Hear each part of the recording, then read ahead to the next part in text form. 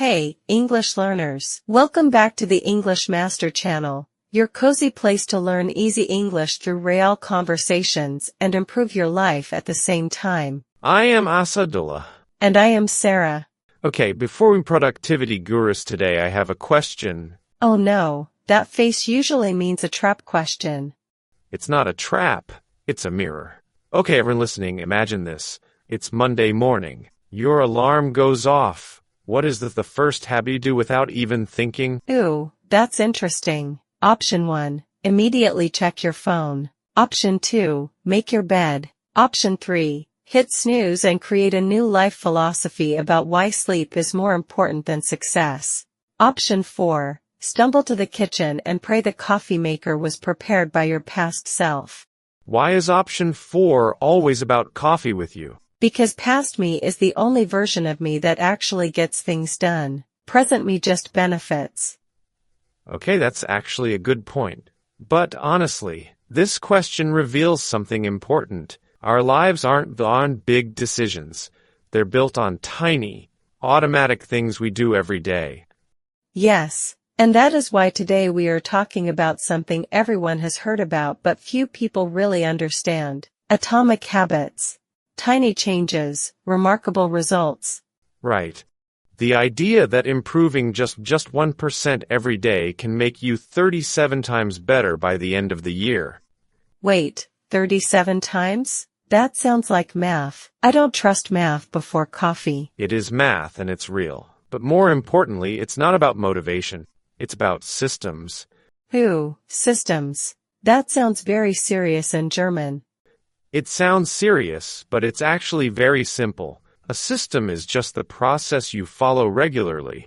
I don't rely on motivation to go to the gym. I rely on the system of leaving my shoes by the door. Ah, so future you is helping present you again. Exactly. Past me leaves the shoes. Present me feels guilty if I don't use them. That is actually genius. And very manipulative of past you. Self-manipulation is the highest form of self-care. I need to write that down. Okay, so today we are talking about habits. And this is perfect for English learners because everyone has habits. Everyone struggles with changing them. And the vocabulary around habits is super useful in real conversations. Yes, we're at a B2 level today, so the conversation will stay clear, but we'll add some stronger vocabulary naturally as we go. And if you're a strong B1 listener, stick with us. Some parts may challenge you, but that's how you grow. So before we go deeper, one small request. If you enjoy learning with us, please like this episode, subscribe to the channel, and share it with one friend, either has amazing habits or desperately needs them. Every like, comment, and share helps more learners find the English Master channel. And we really love reading your comments. So here's our question for you today. In the comments, write 2 things. 1. What is one habit you're proud of? And 2. What is one habit you wish you could start? For example, I'm proud of reading before bed. I wish I'd start drinking water first thing in the morning instead of coffee. But coffee is life. I know. That's a habit I need to start. Okay, let's begin. Asadullah, you mentioned the 1% improvement idea, but be honest, have you ever tried to change a habit and failed? Failed. Okay. Many times. I once decided I would meditate for 30 minutes every day. Oh, ambitious. Day 1, I did 30 minutes. I felt like a monk. Day 2, I did 15 minutes. Day 3, 5 minutes while also checking my email. So you were multitasking mindfulness. Exactly. By day 5, my meditation practice was just me sitting with my phone and thinking, this is fine. That sounds less like meditation and more like a very quiet scrolling session. It was. And that's when I learned about something important, identity-based habits. Ooh, identity-based habits. That sounds deep. Explain. So the idea is, most people try to change a habit by focusing on what they want to achieve, like, I want to run a marathon. Right, outcome-based. Yes, but identity-based habits focus on who you want to become. So instead of I want to run a marathon, it's I am a runner. Ah, so the habit comes from the identity, not the other way around. Exactly. You don't become a runner by running. You run because you are a runner. That's actually a mind shift. So my meditation failure was because I was focused on the outcome, not the identity. Probably. You wanted to achieve 30 minutes, not become a meditator. Ouch, that hurts because it's true. And this is where craving, response, reward comes in, the habit, the loop. Okay, break that down for us. Sure. So every habit has 4 parts. Cue is the trigger. Something that tells your brain to start. Like seeing your gym shoes by the door? Perfect example. Then comes the craving. That's the motivation. You want the change. I see my shoes. I crave the feeling of being fit. Right. Then the response is the actual habit you perform. You put on the shoes and go. And finally the reward, the satisfaction. You feel good after exercising. And that reward becomes associated with the cue, and the loop is complete. So if any part breaks, the habit doesn't stick. Exactly. And most people fail because they make the response too hard, try to change too much once. Like my 30 minutes of meditation from zero. Yes. That's why there's a concept called habit stacking. Habit stacking. Sounds like a game. It kind of is. You take an existing habit and stack a new one on top of it. Like after I pour my morning coffee, I will meditate for 1 minute. 1 minute? That's it? The idea is to make the habit so easy you can't say no. So I start with 1 minute, and eventually it becomes 5, then 10. This connects to another powerful idea, the 2-minute rule. Okay, I love rules with numbers. What's this one? When you start a new habit, it should take less than 2 minutes to do. Read 1 page, meditate for 1 minute, put on your running shoes.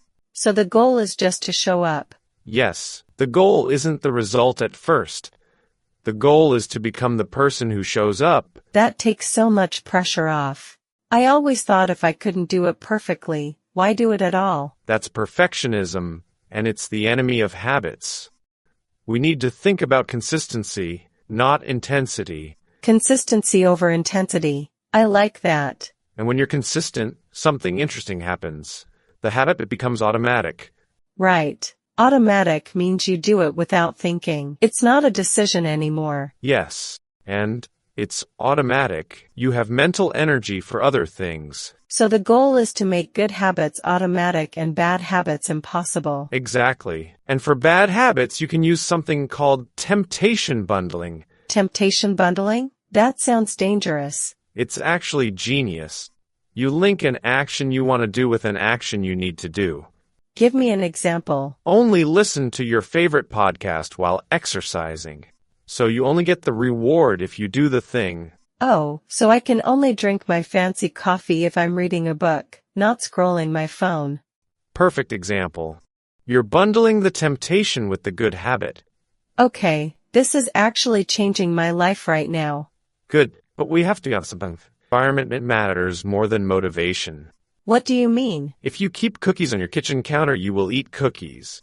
Willpower is not as strong as environment. So if I want to stop scrolling my phone at night, I should. Charge it in another room.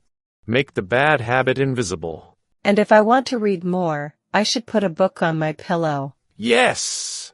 Design your environment for success. So it's not about being strong. It's about being smart. Exactly.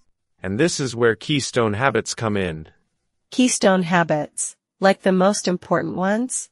Yes. Some habits create a ripple effect. Exercise, sleep, and reading often lead to other good habits automatically. So if I fix my sleep, I might eat better and have more energy for exercise. One change leads to many. Okay, I'm convinced. But let's be real. What about when life gets messy? When you travel, or get sick, or just have a terrible day? Great question. This is about never missing twice. Never missing twice. Explain. If you miss 1 day, that's okay. Life happens. But if you miss 2 days in a row, you're starting a new habit missing exactly. Oh, that's powerful. So 1 miss is an accident. 2 misses is a choice. Exactly. Forgive yourself for the first miss, but never let it become a streak. I need that on a poster. Okay, let's talk about the vocabulary because I know our listeners want to use these ideas in English. Yes, let's do it. First phrase, atomic habit. An atomic habit is a small habit that is part of a larger system. Like an atom, it's tiny but powerful. For example, I started with the atomic habit of drinking 1 glass of water in the morning. Repeat, atomic habit. Next, identity-based habits. This means building habits based on who you want to become, not what you want to achieve. For example, instead of saying I want to quit smoking, say I'm not a smoker. Repeat, identity-based habits. Next, habit stacking. This means adding a new habit on top of an existing one. For example, after I brush my teeth, I will floss 1 tooth. Repeat, habit stacking. Next, cue, craving, response, reward. This is the 4-part loop of every habit. Cue triggers craving, craving leads to response, response gives reward. For example, I see my phone, cue, I want distraction, craving, I scroll, response, I feel entertained, reward. Repeat, cue, craving, response, reward.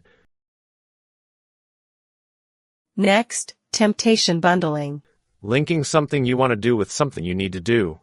For example, I only watch my favorite show while on the treadmill. Repeat, temptation bundling. Next, keystone habit. A habit that naturally leads to other good habits. For example, regular exercise is a keystone habit because it improves sleep, mood, and eating. Repeat, keystone habit. Next, 2-minute rule.